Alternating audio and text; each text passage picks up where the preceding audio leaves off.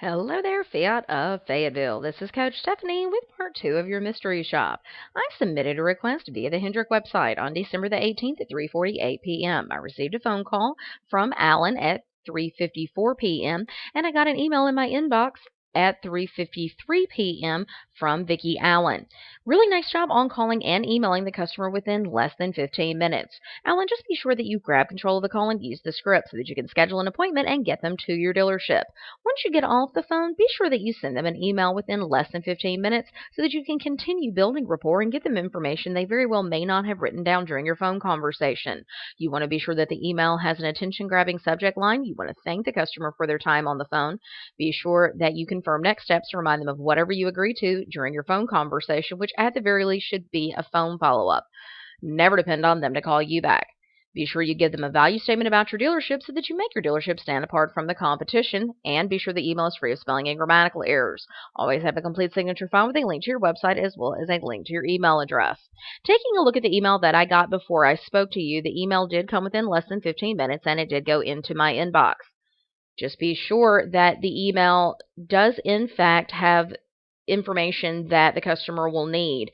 You want to be sure that the customer has information about the specific vehicle that they had inquired on, and Vicki did a really nice job with this email. Actually, it was only missing a couple of things. The email does have an attention-grabbing subject line, and it does define who it's from and what it's about. You did validate the customer's decision of vehicle with positive words and industry information, so stellar job there. The email is free of spelling and grammatical errors, and you did give information on the vehicle that I had inquired about, and you addressed availability. There's a link back to the website, so I would be able to look at multi-option price quotes as well as other vehicles. And you did address availability, and that was my question in the email, in the lead submission, so great job there. We want to be sure, though, if you're emailing the customer before you've spoken to them, we want to set the expectation that they will be getting a future phone call. So be sure that when you're emailing before you call the customer, you let them know they will get a phone call.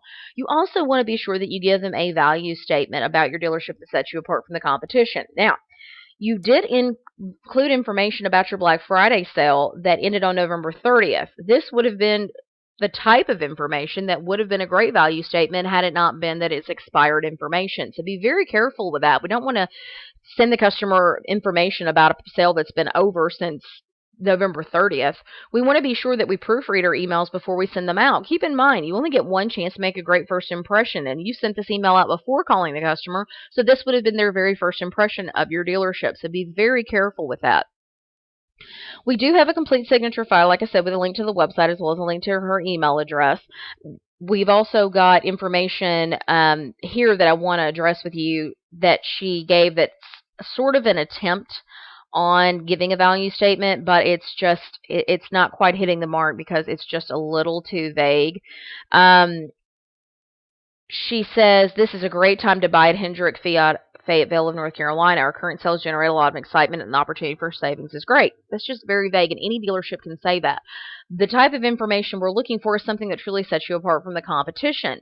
Because keep in mind, if they're shopping online, they probably are looking at multiple dealerships. Like here she says, we currently have a great availability.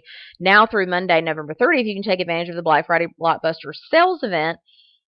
Now, that's the type of information I'm looking for, just not to be expired information. So I could, if that had been information about a current sale, I could have given credit for that being a value statement. So I just wanted to give you an idea of what I'm looking for, okay? So just be very careful with that and be sure that we're proofreading our emails before we send them out.